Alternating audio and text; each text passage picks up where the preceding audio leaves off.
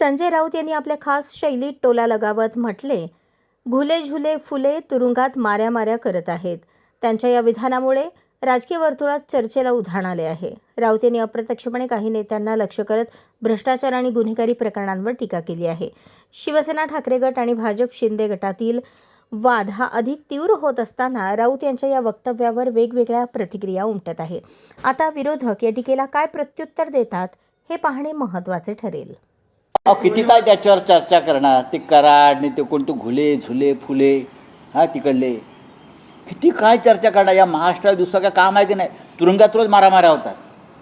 मी तुरुंगात होतो. महाराष्ट्रातल्या तुरुंगामध्ये प्रत्येक तुरुंगामध्ये हे अड्डे आहेत, गँगवॉर आहे. तुरुंग हे भ्रष्टाचारांचे अड्डे आहेत.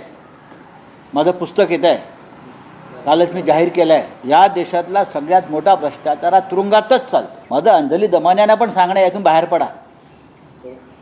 हे सगळे आता जे काम करतायत सुरेश धस, त्याला सांगा बाद झालं, विकासाच्या गोष्टी करा, सामाजिक गोष्टी करा.